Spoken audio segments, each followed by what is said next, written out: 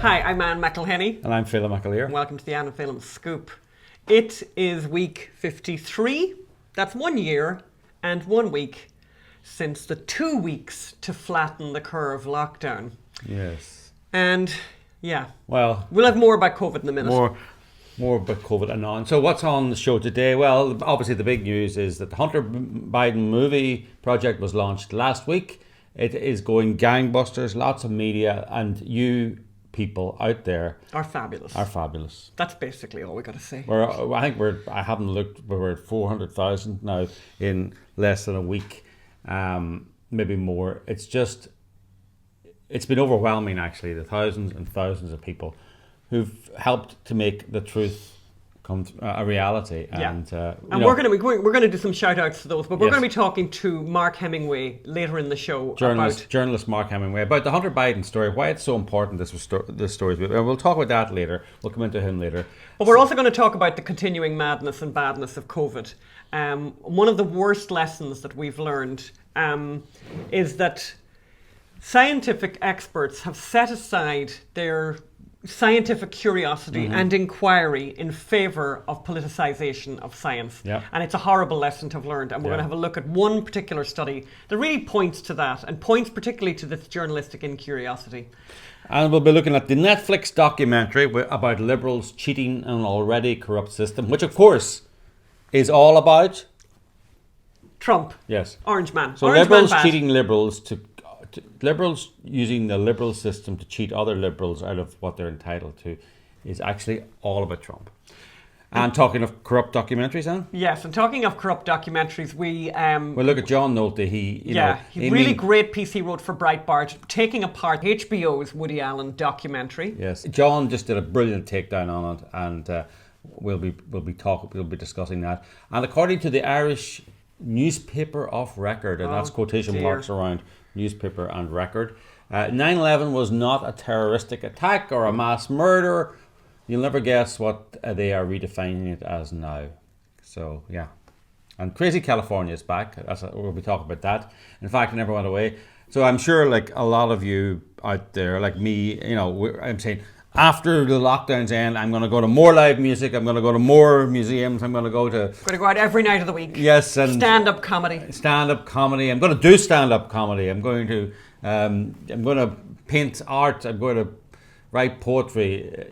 So anyway, I did think I've been to the Getty Museum like twice since I've come to LA, and I'm going to go back to the Getty Art Museum. That was my big thing. But maybe it was a good reason why I never went to the Getty Art Museum that much in the first place. Okay, so we're looking at what they're promising to bring and what they recommend and why. Well, we'll get to that. We'll get to that. And we have a recipe. A very, very, very, very, very chocolatey recipe. We almost wonder, is it too chocolatey?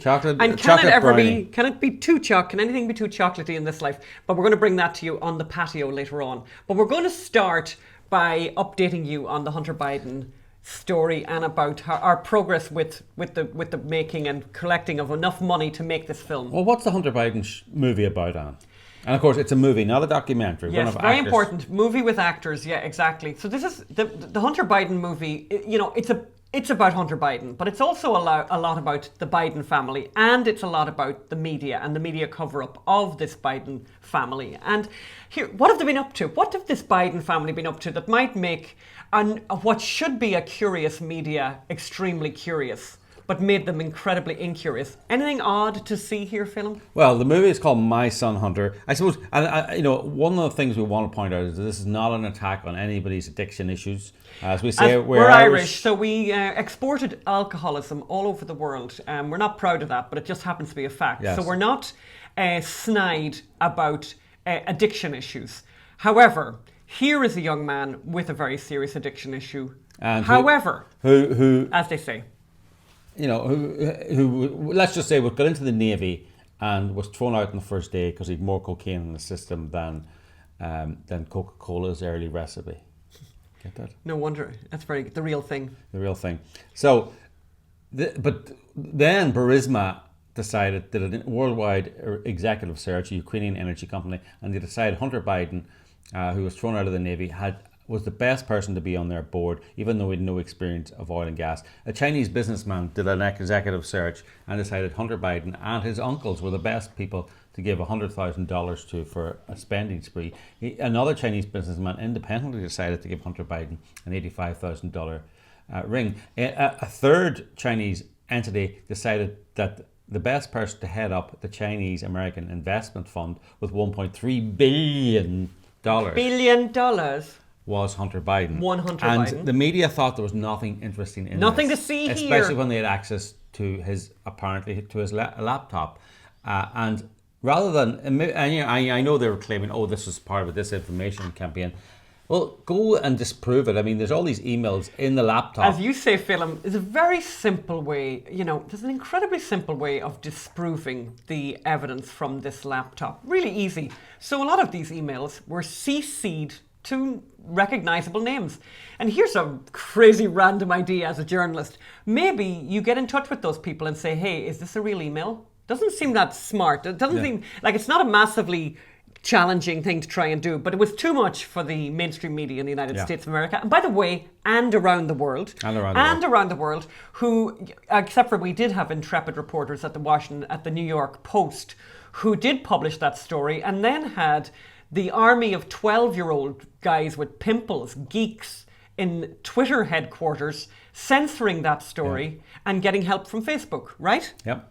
So that's what the movie's about. But you guys have been really, really great. It's been an amazing, amazing first whatever we've had, like just over a week, right? Yes. It's been just amazing. We're going to be on target now. We have to raise $2.5 million to make this movie, and what's that, Anne? This is a nice card. This is the kind of thing that people can do. This is a really nice card from our friends up in Idaho, who wrote and sent us a really nice check and said, "Aloha from Idaho. So nice to see you at St. Paul's Church screening of the Gosnell movie." So there was a virtual screening of the Gosnell movie about 10 days ago where I spoke last weekend. It still makes me cry, and it's incredible he was allowed to continue for so long. That's talking about Dr. Gosnell. Our last movie. I love the podcast, and I can't wait to try the red lentil soup. And that is from our friend. Well, are we naming them, or is this confidential?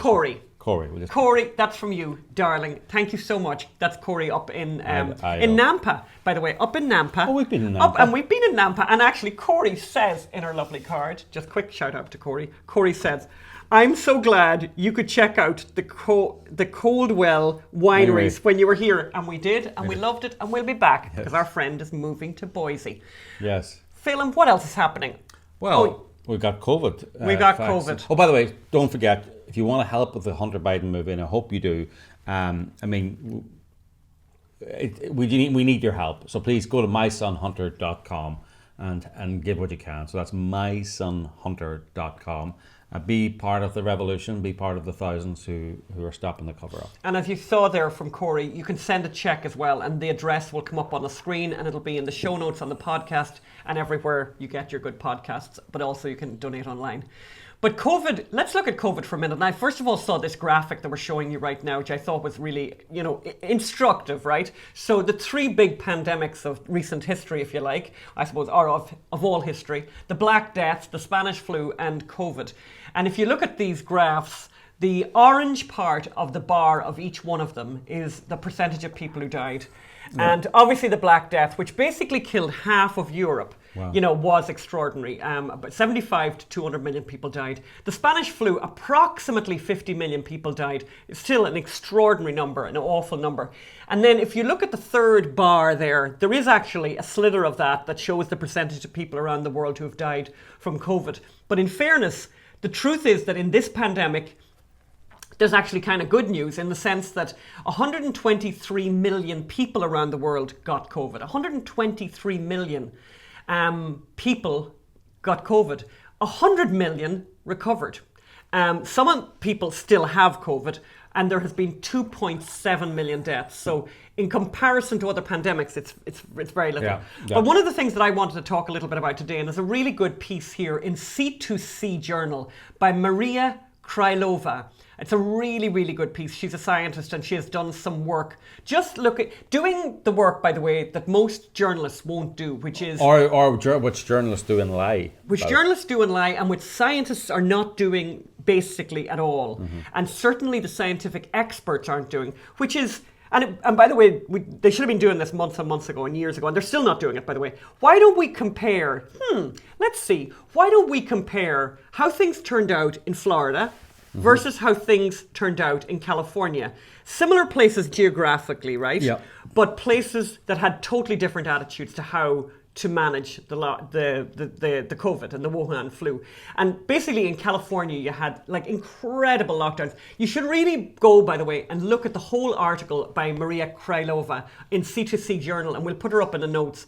But she actually compares two different sets of states. She compares Minnesota and Wisconsin, which I'm not going to do today, but you can look that one up. And she compares California and Florida. And I'm particularly interested in Florida because of the fact that, Florida's so bad, DeSantis so bad, everything's open. Basically, everything's always been opened. And it's kind of interesting, overall, California experienced the severest statewide restrictions, staying in lockdown for 51 days, in near lockdown for 120 days, and under nighttime curfew for 75 days. Less restrictive rules lasted for about 50 days in totals. Schools have not been open consistently. I mean, certainly here in LA, people haven't been to school, kids haven't been to school in a year. In contrast to that, Florida's stay-at-home rules lasted for less than a month. Its definition of essential activities was the broadest, and the state has been continually opened up since late April 2020, although some cities and counties have resisted state policies. So two very different. Correct. States. And what was the take? Well, her conclusion is, and I have the numbers and I can give them to you as well. The conclusion of this study is that it seems to have made no difference at all, no observable, tangible impact on the daily COVID-19 cases and deaths from the two different approaches. Wow. So it didn't make any difference. Amazing. It didn't make a difference if you locked the whole place down or you left the whole place open. So there's no difference in the numbers. Now, if you're a real journalist, if you're a real scientist, you should care deeply about this because of the fact that the costs of lockdown are enormous, not just in terms of deaths from other causes, but from bankruptcies, from despair and depression, and a huge increase in people drinking, and a huge increase in drug taking, and all of that. So you should really, really, really care about this. And you should say to yourself, lockdown is obviously a really blunt instrument and an awful instrument. And if it doesn't work, why are we continuing to do it? But guess what? The whole world's going to do it. And I just told friends in Ireland the other day about the Florida story and about how few people have died in comparison to other places, with Florida being open all the time. And basically people in Ireland, friends in Ireland and in France, they were saying they've never heard of it. They've never heard the Florida story. No one's reporting the Florida story. Yeah. And it really is awful. And you can go to this piece that we're putting up again, this story, and look at the difference. That's I'm just reading this here. In conclusion, she notes that the two states with the least restrictions had the lowest death rates for over 65s. Among other things. What the heck? And by the way, on top of that, don't forget that the population in Florida is much older than the population in California. I remember it used to be a joke about how old the population was in Florida. And I could go into these details, but it's like, just to give you an idea, a percentage of the population in Florida that are over 65 is 20.9. Basically 21%, almost a quarter of the population of Florida is over 65. In California, that number is 15%. Mm-hmm. It's a significant difference, by the way. And then when you look at the difference, and then the difference in death rate, and I might as well give it to you, the death rate per million, the percentage of death in California, I want to get this absolutely, make sure I get this right. The percentage of death in California versus Florida. In California, it's 0.15 death rate. In Florida, it's 0.14. So it's marginally less in Florida. Now, why is everyone not talking about this? Yeah. Why is this not the front page news story? And, last week, I was in tears last week talking about what happened in New Mexico, contrasting what happened in New Mexico with what happened across the border in Florida. Why are more people not talking about this? I mean, I suppose one of the problems is people don't know. And that's why we at the Unreported Story Society want to talk about these stories that are getting no coverage. So wherever you are, go and find this article. As I said, it'll be in the show notes. And spread it round. Spread this news around. Because this is good news. Whatever they're doing in Florida, which is basically nothing, right? And maybe, by the way, it would be great if scientists got involved in it. Maybe the sunshine is something to do with this. Maybe there is something about sunshine. However, look at that article and look at the difference between Wisconsin and Minnesota. Both of them don't have sunshine, don't have great sunshine, not brilliant sunshine. Very big contrast there as well. And the country and the state with the least restrictions did better. Yeah. So it's kind of an amazing story, and it's just really terrible. She ends up here saying, whatever policy choices Florida's government made, and whatever luck the state benefited from, the least restricted state with the highest proportion of elderly had arguably the greatest success in preventing the overwhelming of its hospitals, as well as limiting deaths among its most vulnerable. This is just amazing. It's just terrible, and she has another conclusion. Well-informed citizens are likely the real key to containing the pandemic. Enabling people to exercise responsibility for keeping themselves and those around them safe, rather than relying on ever metastasizing multitude of draconian, or in some cases almost totalitarian government policies, could be the better way forward. Yeah. Could you listen to that in Ireland, please? Could you listen to that in France? Could you listen to that in all these places? I just can't believe that one of the biggest victims in this whole pandemic has been scientific inquiry and scientific curiosity. And shame on those scientists. You're despicable. Your whole education was a complete waste. Because at this very precise moment when you were needed, you turned into a big political wuss. And you spent all your time trying to downgrade hydroxychloroquine just because Trump said something about it, rather than deal with the realities of the great things that were happening, for example, in Florida. Move on, Philip. Okay, so I want to talk about the Netflix documentary, which we watched, Varsity Blues. I'd highly recommend it. Which is, I would. We did like it, Phil. No, I mean, by the way, just to point out, they used verbatim. They did. We liked that. Yeah. Well, I mean, sorry. Thanks. As someone who popularized the verbatim format in the United States, correct, I was very proud to see them adopt it. That's right. So, for you, those of you who don't know, the verbatim format is. I used it in Ferguson. We used it in Gosnell, using actual testimony. We used it in Obamagate and FBI Lovebirds. Yep. Actual testimony, actual text messages, emails. Reenact them. Have actors reenact them. It's very, very compelling because these are the actual words that people say. So they reenacted actual tapped phone calls. So they got people to talk it through what the crime was, and it was very compelling. But it's a deceptive documentary also. I mean, and we've got a tape here we're going to play. So can you can get, so they were to set the groundwork for how corrupt the system was and how this corruption of people getting into college by paying money, how it was sort of set in place and what the foundation was. They used one example.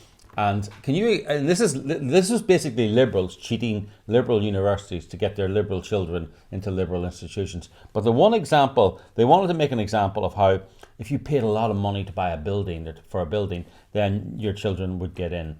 And let's show the example they used. Jared Kushner was the son of a very wealthy real estate developer in New Jersey. At the time Jared was applying to college, his father pledged $2.5 million to Harvard, and Jared was admitted to Harvard, even though, by all accounts, was a kind of average student who wasn't necessarily taking the toughest courses. So there you are. It's all about Trump. Of course, it's all about Trump. And can I just say something? There's not one bit of evidence at all, A, that Jared Kushner didn't have the grades, or B, that his father's donation made any difference. But also C, they also contradicted later on in the documentary where they say people who give 40 million, now Jared Kushner's dad gave 2.5. People who give 40 million for a building, there's still no guarantee that their children, that's what he said. That's the obvious. People are saying, could I give 40 million? And the other thing, and the answer is no, because it's no guarantee. However, if you use this secret, corrupt way, get in through fake sports placements, this is guaranteed. So this is a fake example to back it up. And the other thing that I thought was amazing about that was kind of funny, actually, because obviously if they could have, they would have. Obviously, Trump never gave money to any university in America, which I thought was kind of funny because, and we know, for example, that Ivanka went to Georgetown. We know that she went to the Wharton School of whatever business. And I was thinking, if there was anything there, my God, they'd have found it. But it was very dishonest. If you think that everyone that they featured in this documentary, Varsity Blues, which I did quite enjoy, everyone they featured were people who were obviously have been indicted, have faced criminal charges. The one exception that they made to mention was Jared Kushner. Every other person was criminally, had been criminally discovered and was being featured, and their name featured. The only other name in the whole of America ever featured Jared Kushner. This is how despicable these people are. Yes. But I would recommend the documentary. I found the wiretaps very good. The other thing I would mention is it played into that thing about the New York Times, how the kind of New York Times mentality where they kind of hate rich people, but they're fascinated by rich people, because they kept on showing these houses of these people making these phone calls, trying to make these deals to get their kids in. But I felt the big issue with this documentary was that they kind of tried to focus on the idea that if you give money for a building, that was the gateway drug that allowed this wider corruption to take place. That's not correct. And they didn't, how this corruption was allowed was the already corrupt system where if you are a star football player or a star baseball player, then you get a place at these colleges. That to me, I know it's an accepted American practice, but to me it's corrupt. It should not happen. And because skill on the football field is a subjective criteria. There's no exam for it. There's no blind testing for it. I kind of disagree with you, Phelan, because you win, right? So you've been in high school. But you're on a team. You're on a team, yeah, but now they're able to analyse film, and they do that thing where they analyse how fast you run and kickers and all that kind of thing. Yes, I know, but it is subjective, but it's a judgment. But people grow between 18 and 19 and 20. No, that's true. People are also prone to injuries and all that. So they did not, and therefore that, because the sports system is more subjective, let's say, than exams and grades, then that allowed these fake people to get in on this subjective system already. Because corrupt administrators and sports coaches could push them through saying, I think he's brilliant. We are going to go right now over to our interview with Mark Hemingway, which we're really looking forward to, because he has a lot to say about Hunter Biden. Let's go over there right now. We're going to talk to Hunter Biden about the Hunter Biden movie and all things journalism with the great Mark Hemingway. Let's go there now.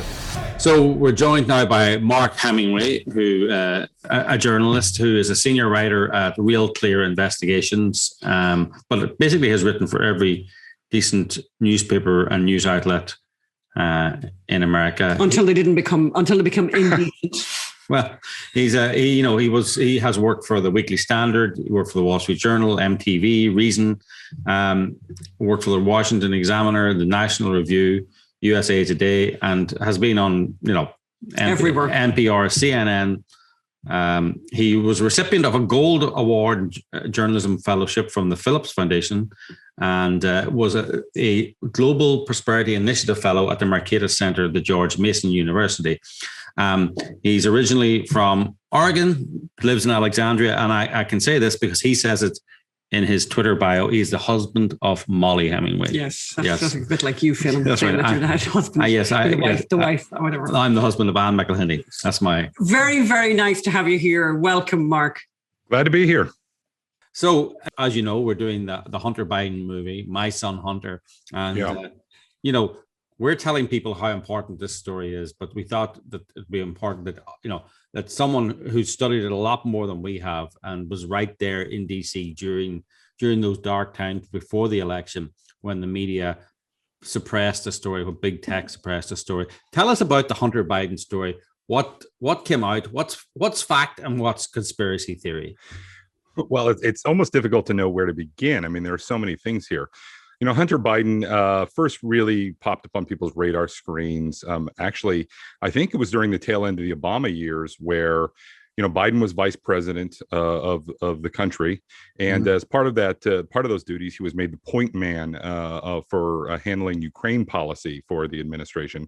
As you might remember, Ukraine was a very tense situation back then, still is actually, because of tensions between Ukraine, which is an independent entity post-Soviet collapse, and on top of that, there's a small component of ethnic Russians inside Ukraine and Crimea.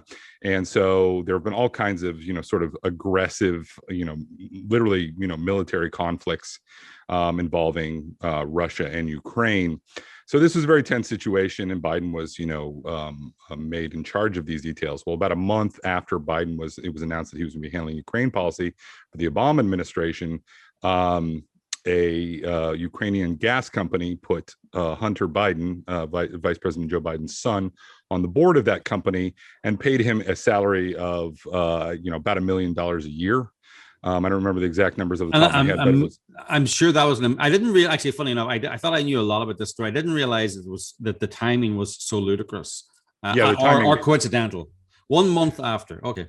The timing was really suspect, and in fact, it's been downplayed, but it raised eyebrows within the Obama White House itself, and people were called in, to answer questions about this, and it just kind of got swept under the rug, of course. And, while the media did kind of dutifully report on it, it didn't exactly make an issue of it. And so, already there was this, lot of, again, eyebrows being raised about this, crazy arrangement, aside from the fact that the timing and the connections were unusual, the payments are just absurd. I mean, even the people on the boards of the very largest, Fortune 500 corporations don't get just, paid outright that kind of money. I mean, perhaps there's other scandalous ways they might make money trading on stock or insider information, but you don't just get written fat checks usually. I mean, it's unprecedented. Yeah, but Mark, I mean, here's a guy who probably, surely he's an energy expert. Has he got a very long pedigree of knowledge about the energy business? Well, has he worked in Texas? Has he worked in oil companies? Tell us about that. Zero energy expertise that I'm aware of. Nothing absolutely noteworthy. He was sold as an expert on corporate governance, and there's not a lot of. There's not. In fact, I wrote an entire story about this. From a report done by a couple of experts in corporate governance that have a company that does sort of risk analysis for financial enterprises. Looked into this, and they were like, this just isn't on the up and up. He didn't really particularly have the expertise. He did have some experience serving on other boards, but they were all nonprofit organizations, which was a very different thing in terms of corporate governance and otherwise. And it just he was essentially unqualified for this post. And never mind that the circumstances and payments in and of itself made it pretty clear that this was an attempt to curry political favor. But again, that was just the first time he sort of popped up on everybody's radar screens. There was this ongoing series of things that went on with his own personal and professional behavior in the years that followed. This is best summarized in a lengthy profile that was written for the New Yorker, and I believe it was the summer of 2019. That's right. That's right. Yeah, it's a really remarkable article because it details all kinds of just absolutely abhorrent behavior on Hunter Biden's part. And it's clearly written with an eye toward helping Joe Biden, who's about to run for president. I mean, I guess the thinking was, well, if we just get all this out there in the most favorable way possible, we'll rip the Band-Aid off and nobody's really going to ask any questions. But some of the things in that article are just, astonishing, like turning in a rental car in Las Vegas with drugs and his, deceased brother's attorney general badge inside. He admits in the article to taking a bribe in the form of a gem that was delivered to his hotel room from a Chinese tycoon with ties to the PRC that was worth like $80,000. I mean, just on and on. I mean, clearly he A, had a serious drug problem, and B, he had serious problems in terms of his connections to foreign entities that should have, caused all kinds of, questions in the press. Yeah, I mean, I think a lot of our movie, My Son Hunter, is going to be based, it's going to be the facts there are a lot of conspiracy theories about Hunter Biden, but the facts that are in that New Yorker article are truly jaw-dropping. I think that diamond ring he got from the Chinese businessman, he says, no, it wasn't worth 85,000. It was only worth 20,000 or 12. It's like, it doesn't, you don't. Well, I think, is it too much to imagine that random strangers kind of give people $80,000 diamonds? I mean, it hasn't happened to me, but but I'm always hopeful. I'm always hopeful. Are you suggesting Mark's become too cynical? Yeah.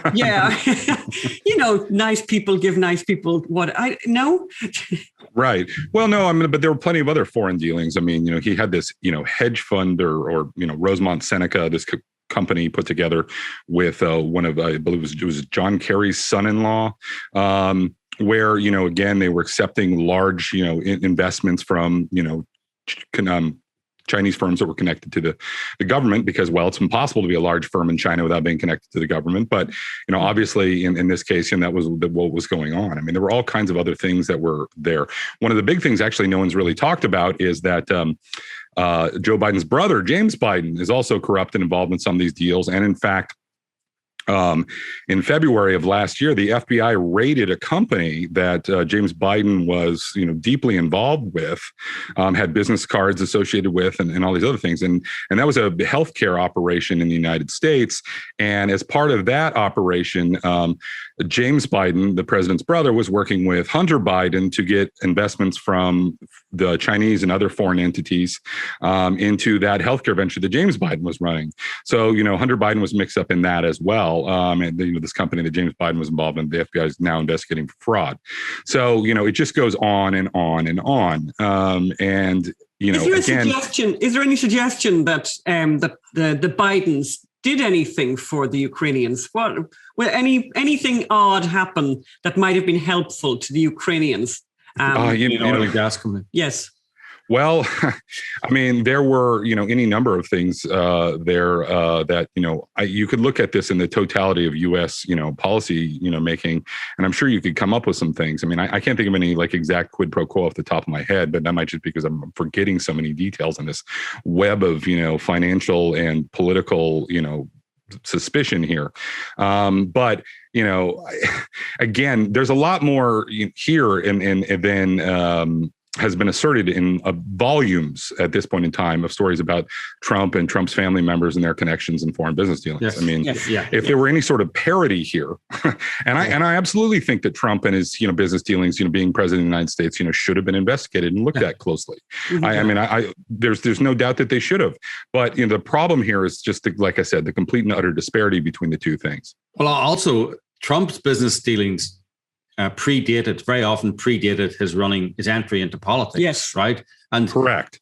Trump created this problem, actually, that I don't think the American political system is really capable of dealing with. Any political system is what happens if you elect someone who has all these business dealings in multiple entities. I mean, every decision they're going to take is going to affect their entity. And I don't know what the answer to that is, right? You put it in a blind trust, but you can't put a hotel in a blind trust. Right. It's not like shares or so. Right. But you're exactly right. I mean, obviously, these are complex questions and, they demanded scrutiny. And I think they still, frankly, demand answers. We haven't exactly figured out what to do in those situations. Mm-hmm. But again, like you point out, Trump was a businessman for decades before he became president of the United States. Joe Biden was a senator for 36 years, immediately went from that to being vice president for 8 years, took a brief 4-year respite, and then is now president again. During that entire time, he has been involved in public life. And for decades, his family members have been doing things that are deeply involved in making money off of his family name. James Biden, who I mentioned previously, had a lobby shop in the 1990s where, there's a very famous book about trial lawyer malfeasance called The Fall of the House of Zeus that basically, stops just short of asserting that James Biden sold his brother's vote in the Senate on an important piece of, tobacco legislation that was, worth billions of dollars and profited profited off of that, when there were all kinds of shady trial lawyers involved in that who later went to prison. So, I mean, these stories have been out there kicking around for a very, very long time. And yet somehow, affable, Joe, malapropism Biden somehow gets away with this sort of thing. Whereas Donald Trump, a guy who has been subject to intense tabloid scrutiny for decades, was, everything was doubled down on. If Trump was up to his eyeballs in corruption, that he didn't already admit to. I mean, he's talked about being involved with the mob because, there were certain New York real estate realities that he had to deal with. It doesn't necessarily, I'm not necessarily justifying that, but the point is that Trump's been very much an open book, whereas nobody's really paid any attention to Biden, despite being in public life for, almost 50 years now. Yeah. I mean, has public life been a lucrative thing for Joe Biden?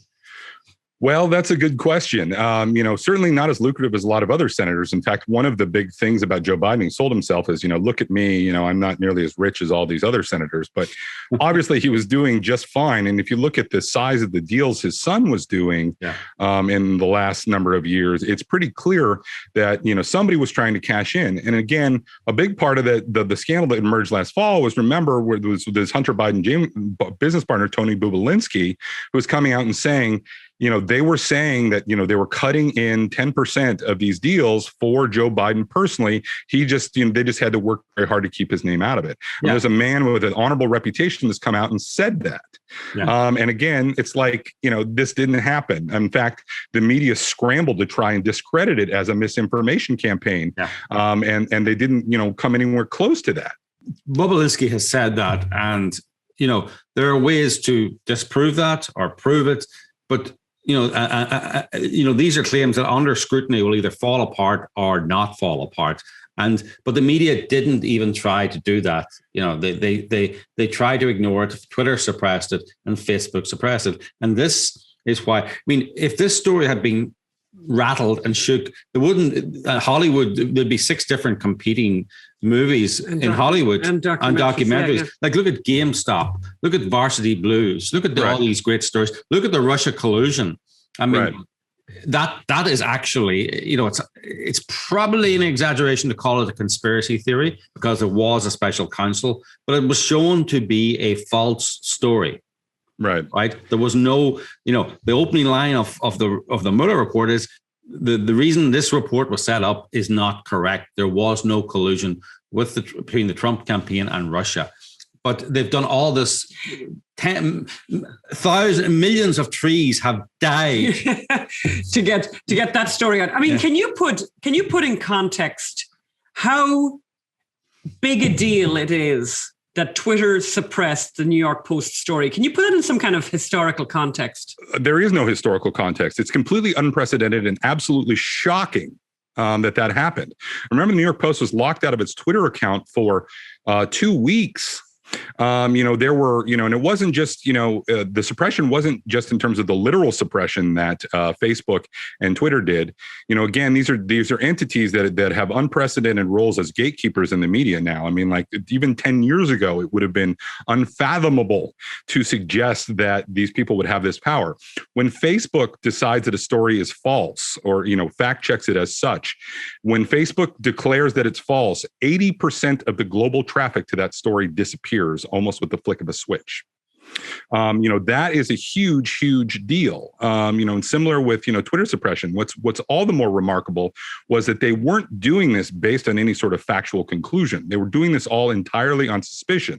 Mm-hmm. Now, the New York Post had published documents and they had, you could look at these documents and you could have examined them. And what was really remarkable is that the media all rushed to declare them misinformation.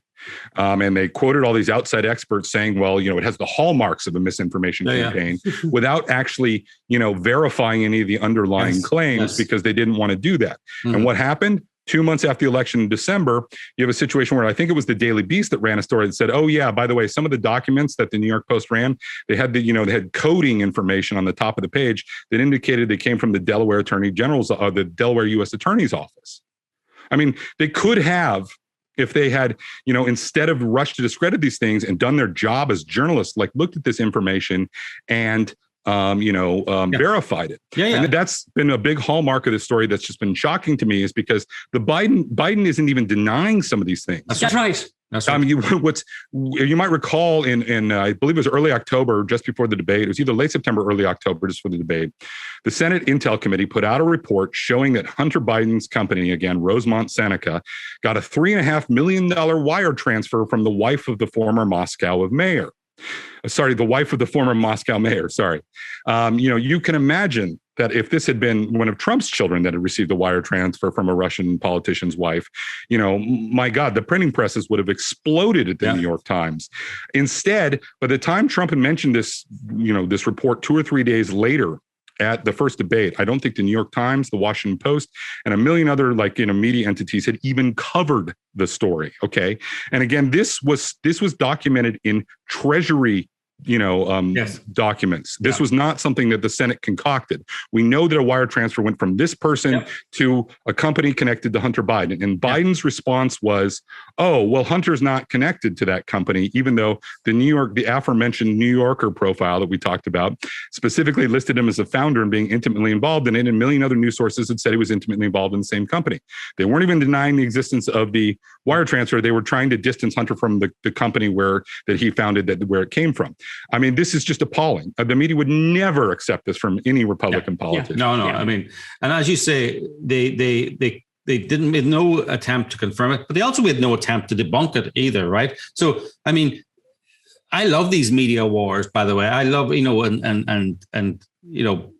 I take part in them myself, where some journalist comes out with a ludicrous story and then we parse every word of it and eventually overturn it. It's one of my favorite parts of journalism, actually, is debunking these myths. The rape case in Pennsylvania, all the stories, even that book on the Supreme Court judges that Molly and I had great fun, mostly Molly, but I played a little part, and just going to and especially in these detailed stories, you can always check. There's all these details you can check, and it's almost impossible for a fake story to withstand scrutiny because there's so much you can check.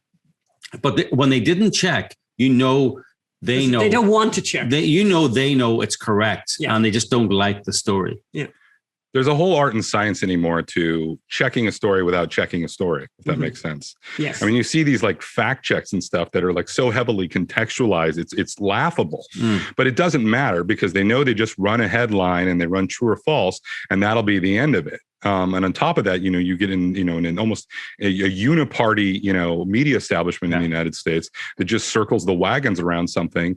And if they have to, at the very, last minute, redeem their credit, redeem their credibility with some concession, they can do it 2 or 3 months down the road, long after perceptions have hardened and, people are misinformed at that point in time.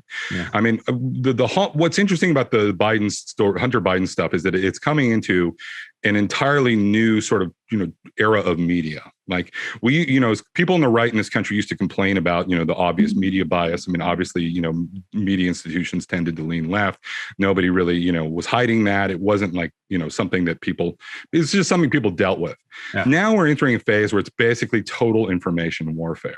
They just don't care anymore. They care. Well, I should say, even when they get a story wrong, I don't know if you were following that story last week where it was revealed that the Washington Post ran fabricated quotes attributed to the president of the United States they got from a secondhand source, couldn't confirm them with an independent source, still ran them in the paper and used them as a basis to, accuse the president of the United States of a crime. Which was then used as the basis for impeachment. Correct. And there is no universe that I can imagine. I went to journalism school. Granted, this was 20 years ago when journalism was, merely a disreputable profession and not in the business of, affecting election results. Yes. There's no universe that story ever should have even seen the light of day. I mean, I don't know how you run anonymously sourced secondhand quotes and use them to accuse someone of a crime, but that's exactly what the Washington Post did. And there's been no real self-reflection in the week from this. They ran a lengthy correction. That's it. This would have been the scandal of a century 20 years ago. Yeah. But there's just no appetite for fixing any of this. I was talking to a very well-known journalists who work for a major news organization for a long time recently, and they were telling me, they were like, look, when the Washington Post or paper screws up a story that bad, that they're failing at their job or their goal, as journalists. And they're like, no, they're accomplishing their goal. Yes. They don't care whether they get the facts right if their goal is in fact to shape the cultural discussion and or affect elections. They're achieving that goal. It's just that the goal that people are conditioned to think journalists, have is what they're failing at. But they know exactly what they're doing. I mean, I went to journalism school, I think it was 30 years ago. And I mean, journalists, as you say, then we were just disreputable. But now we're actively despised and hated, and our industry is dying.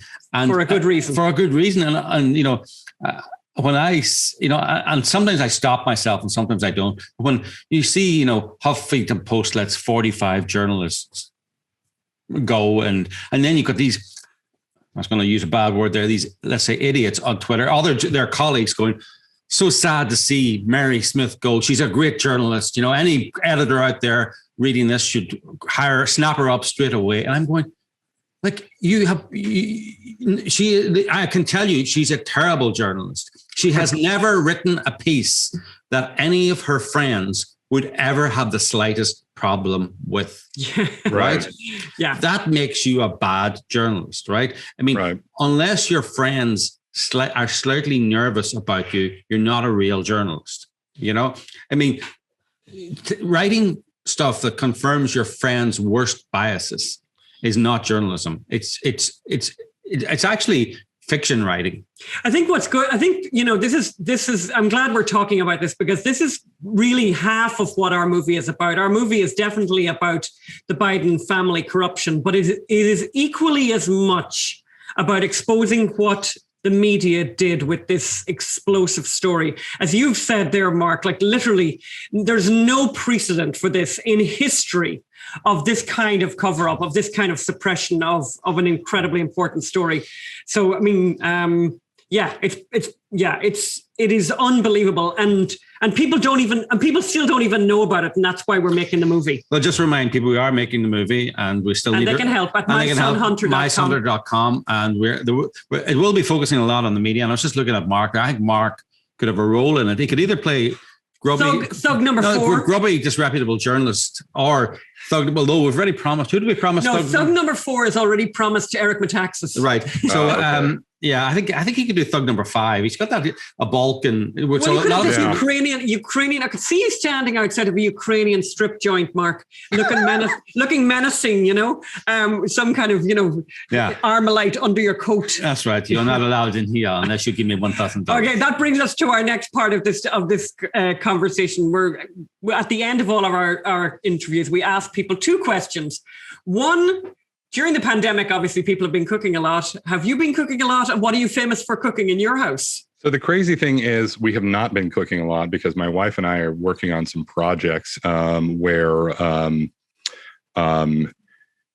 we've been so busy that, much to my sort of, shame, we've been ordering meals actually, and just doing that thing to take care of our kids, which is, again, we're not proud of this, but it is what it is. I mean, as it happens, my wife is an absolutely wonderful cook, and she's from Colorado, so she makes enchiladas and a whole bunch of other like wonderful Mexican food a lot, which makes me very happy. And I like to grill a lot. We've got a wonderful grill just outside the door of our kitchen on our deck, and so when we can, we do cook a lot. But no, we have not been cooking a lot. Okay. And your children are not at an age where they've started to cook yet, right? We probably should force them to do more of that. I think so. Are you conservative or not? Get your kids. They should be up chimneys, cleaning chimneys. By the way, Mark, working in factories or whatever. Mark, you're in Virginia, right? Yeah, we're in Alexandria. So your kids are home then, and they've been home for a fair bit? No, they have not been, because we send our children to my Lutheran congregation has a parish school that's classical education. I'm on the board of said school, and I made darn sure that it was open 5 days a week in the fall. Wow. So, we've been managing the crisis just fine. I mean, we've dealt with some COVID things, and there's some precautions in place, but yeah, all the public schools around us are, completely shut down. And because I know that Virginia has been really bad. But my kids are thriving. Oh, that's great. Well, I'm delighted to hear that. If you were cooking, what would your go-to recipe be? Well, my wife makes enchilada suizas, and they are absolutely fantastic, which is sort of an enchilada with a cream sauce. That's kind of her sort of, hallmark thing, among other things that are really, really good. As for me, I mean, it would probably just be, perfectly cooked ribeyes on the grill. But and maybe some sort of grilled vegetable, I like to keep it simple. It sounds good. We like that. Yep. And then what piece of art do you want to share with us, Mark, of something that's inspirational, important to you? Oh, my gosh. This is like really hard for me because I don't know. I've got about, 3,000 LPs in the house and another couple thousand books at least. But let me think here. Hang on a second. I'll be right back. Okay. All right. Yeah. This is a mystery. This is a mystery. I was going to ask what those strange square things are behind him. What square? Okay. I was going to grab something off the shelf, but I think my wife gave the book away. There's a book that both my wife and I are really fond of that we like a lot, called A Fan's Notes by Frederick Exley. I don't know if you're familiar with this. No. It's kind of about this guy who's a bit of a failure and a bit of a sort of bar rat who is obsessed with Frank Gifford. This book was written in the 70s, back when Frank Gifford was a famous football quarterback, as opposed to now being known as the former husband of Kathy Lee Gifford. Which kind of makes the whole story of the book a little more poignant, which is to say, this guy is like a bar rat who's never accomplished anything, just, drinks all day and is obsessed with football. And it's this weird book. It's this sort of ongoing process of self-realization where he's, sort of reflecting on his life and like what it means to be a fan of something else as opposed to like creating something for yourself. And it ends up being this big meta commentary because the book itself ends up being this like beautiful work of art unto itself about not accomplishing anything. I love it. I think it speaks a lot to sort of what's going on in the world today. It's not an unknown book. It's kind of known as a, among people who are readers and writers, it's, sort of a, I don't know, describe it. What's the book called again? It's called A Fan's Notes by Frederick Exley, E-X-L-E-Y. Fan's Notes. Okay, we love the sound of that. Yes. Well, I was going to ask you, what are those strange things behind your left shoulder there? So these are actually all records we're in the process of getting rid of. We just got rid of 1,000 records, believe it or not. My wife and I are big LP collectors and have been for a long time. And I've always been a big music fan. I used to play in bands and other things like that.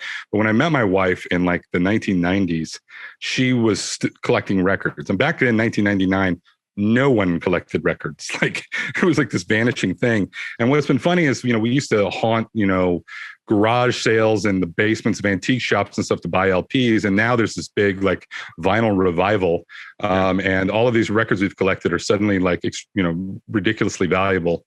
And it's been, quite a sort of journey for us. But yeah, we've got like, I don't know, about 3,000 records in the house, maybe. So you clearly have a record player then with a needle and all of that sort of stuff? Oh, yeah. Did you and Molly meet at recordcollectors.com dating site or something?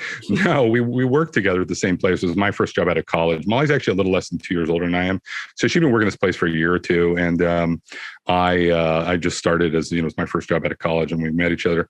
The job was in Virginia, but we both lived in the same neighborhood in DC and started carpooling. And, next thing you know, 7 years later, we got married. So just 7 years later. Yeah. Don't rush into things. Don't rush into it's DC, Oh, yeah, exactly. Not for lack of trying on my part. I should take some persuading. Can I just say, just quick plug there, kind of not like Hunter Biden, who married his latest wife after 6 days. Slightly different, right? Slightly different, but sure, maybe it works out. Maybe it'll be okay. All right, we've come to the end of this. Thank you so much, Mark, for your time this morning. We really appreciate it. Glad to be here. Thanks, all right, Mark. take care. Bye. We'll talk to you again. Bye. Bye-bye. That was great. The interview with Mark. I really enjoyed that. Yes. No, very interesting. And that there's so much. The problem is this movie could be a mini series, actually. Could be a mini series, yeah. Yes. If we had if TV networks had any interest in doing things properly. Yeah. But anyway, it's going to be a movie, and you're going to be helping us do that. So go to mysonhunter.com and give what you can. And again, thank you to everyone who's already contributed. You are amazing, and we're getting, as I said, people are sending in they're sending in donations by check, and you can do that too. Just go to the show notes, and you'll find the address that you can send things to. We are a 501c3. That's right. All donations are tax deductible. And talking of TV series. Talking of TV series. We have the Woody Allen documentary. So let's go there now. This is the story of two of the biggest stars in the world. The father is Woody Allen, writer, director, actor. The mother is Mia Farrow, his co-star and mother of his 3 children. Say hi. Hi. My family was really close. It was an amazing childhood. But no matter what you think you know, it's just the tip of the iceberg. Woody Allen is one of the most prominent American directors. He was such a cultural figure. Woody Allen, Mia Farrow, that's the ideal power couple. Woody gave her everything she could possibly want. I was over the moon happy. But that's the great regret of my life. I wish I'd never met him. Mia reportedly has a video of their daughter Dylan explaining how Allen molested her. Could you give us a comment, Woody? Allen denies child abuse, but freely admits he's in love with another of Farrow's daughters, 21-year-old Soon Yi. There was a stack of Polaroid pictures. All of them were of my own child. I remember struggling to breathe. I thought to myself, there has to be another side to the story. Farrow is accused of seeking revenge for Allen's affair with Soon Yi. She was terribly upset. The report says Farrow may have coached the child to tell the story. Where did he touch you? You brought charges against me as an unfit mother. And I'm going to make them stick. This is a case unlike anything the state of Connecticut had confronted. All of the notes were destroyed. For the first time as an adult, I read the court documents. My reaction was, well, holy shit. Everybody wanted to know how this was going to end. Ready? There's so much misinformation. It doesn't matter what's true. What matters is what's believed.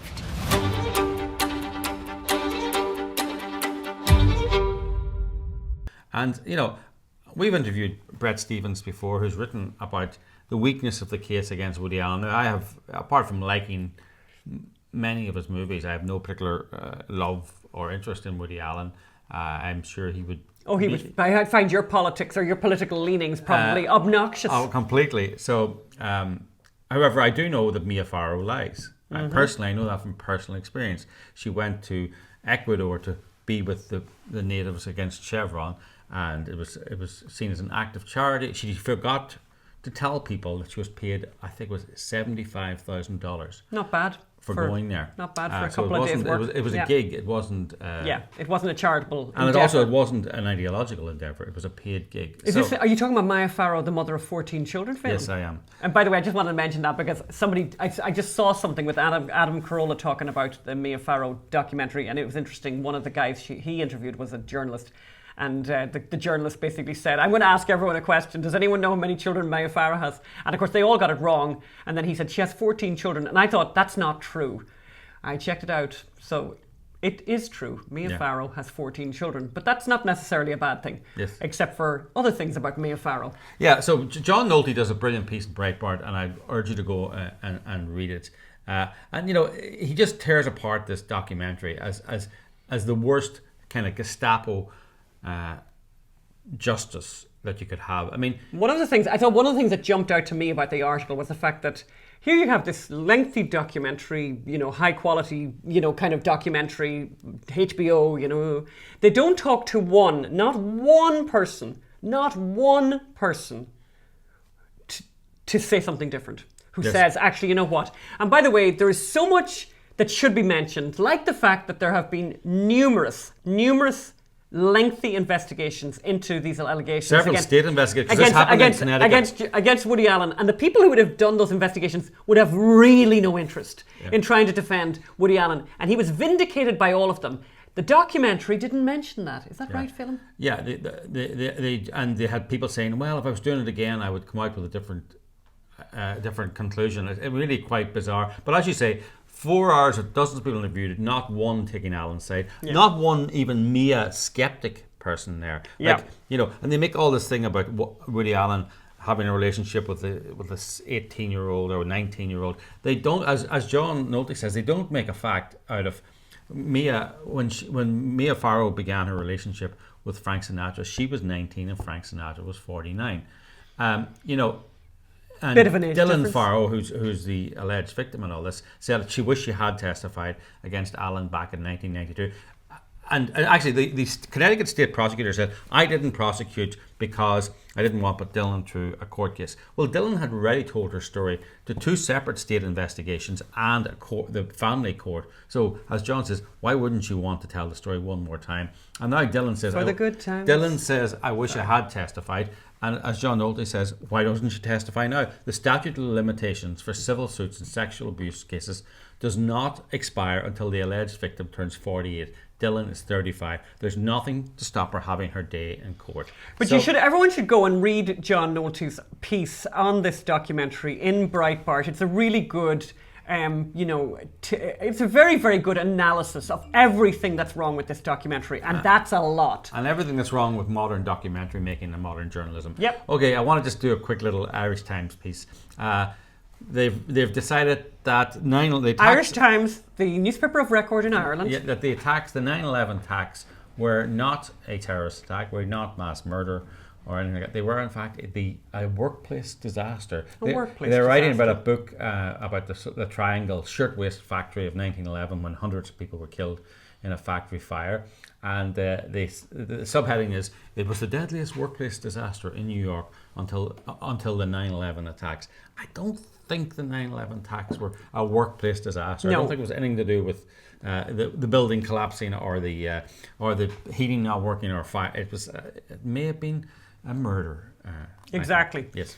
Crazy California. So I suppose, like a lot of people, I've decided, after COVID, I'm going to go more live music, more comedy nights, go and see more museums that LA has so many of. And then I got an email from the Getty up on the hill. They're reopening. They're reopening. Yay. And they want to welcome us back. And of course, they're not reopening now. It's going to take them weeks, if not months, to reopen. It's madness, right? Of course. But then here's something that you could look at in the meantime to get you ready for the reopening. And this, I suddenly realised, now I know why I don't go to the museum. I mean, the only thing worth seeing in museums now are the permanent collections. And as we said earlier, those permanent collections in these museums, you should go and see them now. Really go and see them now, because they'll be cancelled, because there'll be too many white men will have pieces of art that need to go. So they're saying you should look at Rosa Bonheur and the other women of the Belle Epoque. And it's like, okay, but all the women artists, no problem with that.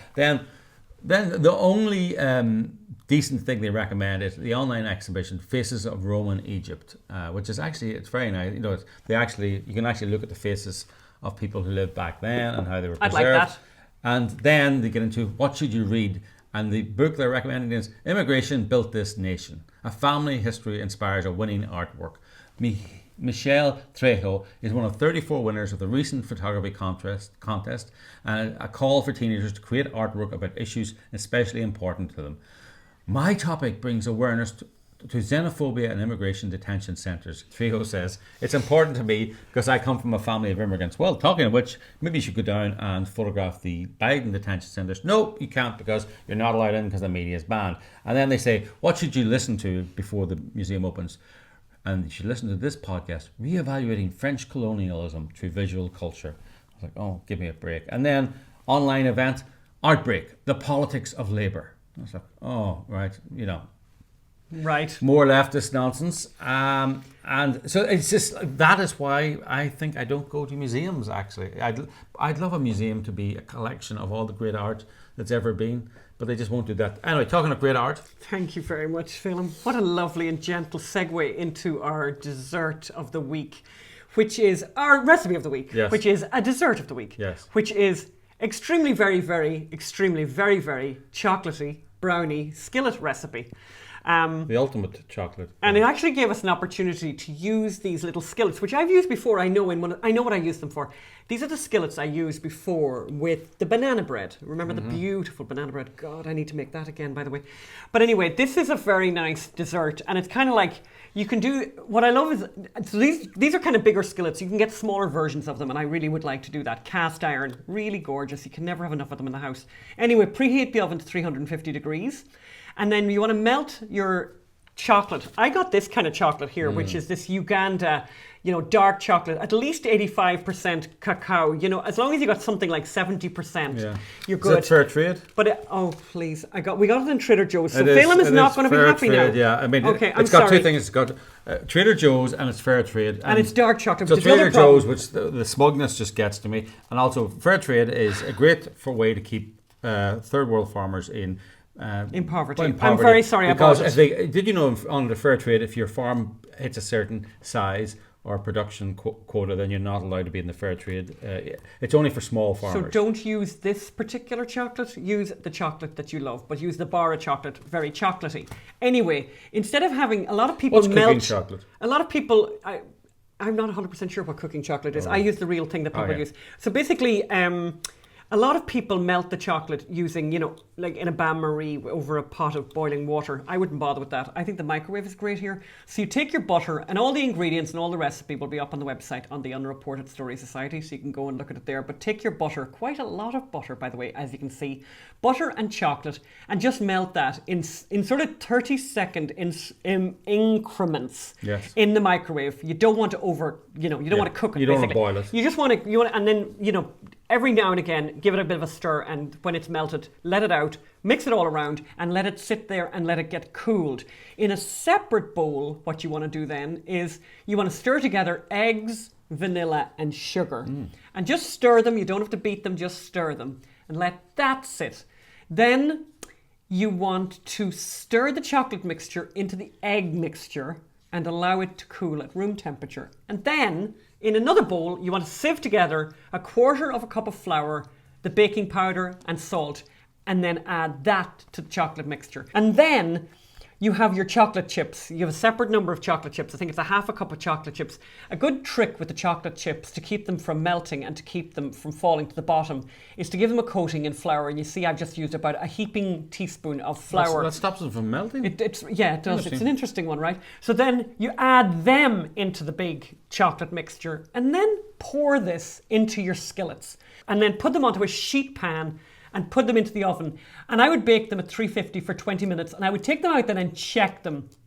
One of the things you don't want to have happen with this beautiful dessert is to overbake it. So if you do 20 minutes, I think the first time we did this film, we did 25 minutes. We thought it was a little bit too much. I would bring it down to 20 minutes, give it a tap on the top, and you'll see very quickly if it's cooked. And then the trick is bring it directly to the table, piping hot, and put a huge massive scoop of ice cream on the top of that. And God bless us, look at the two of us, Phelim and I, digging into munching away on the patio. It was a very nice end to our nice dinner. So you can have there's smaller skillets, though, aren't there? Oh, there are. So you can make individual. Yes, there are. That's a dessert for two, really. There, yes, isn't it? It is. Or somebody who wants to be greedy, and there's nothing wrong with being greedy. There's a pandemic going on, for God's sake. Yes. People are struggling, so they can eat the whole thing themselves. Indeed. And who knows what kind of shape of a skillet you have? You need to experiment. But anyway, it was very, very chocolatey. I think if we did it again, I think I might do something like I might throw a thimble of whiskey in there, a thimble of brandy in there, or I might break up some nuts and put them in there. But anyway, it's very chocolatey and yummy, and you serve it piping hot, and look at how nice it turns out. So the full recipe actually is available on the Unreported Story Society. If you weren't able to, pick up. And by the way, everything. all you people writing about the recipes, thank you so much. We love to hear from you. We love, by the way, again, seeing people's photographs. And by the way, Shai wrote to us from Israel, and we loved Shai's picture of his chicken with 40 cloves of garlic. And by the way, people do send your photographs of your food if you've made any of our recipes. And we just want to thank all the people who've written to us through that. We do read all the comments. We do. Actually, but I need some more people to go on the Apple Podcast app. And if you're listening to the show there, don't forget to leave comments there. And give us a rating. Give us a rating. It's important. So please, this week, if you're listening on your phone, go there, go to the Apple Podcast app, leave a rating, and leave a comment. We do read them all. If you're somebody who only accesses our content through YouTube, can you find a 12-year-old in your neighborhood or somebody that's in your family and ask them to help you find the Apple Podcast app? Find us on the Apple Podcast app and give us a rating and give us a comment.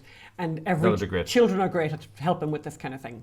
Thank you. So that's the end of the show for this week. Don't forget, go to mysonhunter.com. Help what you can. It's very exciting. It looks, it's looking really good. We're going to be in Serbia in the summer making a movie, forward telling the truth. So we're looking forward to it. So please give what you can, and thank you. Thank you. Bye.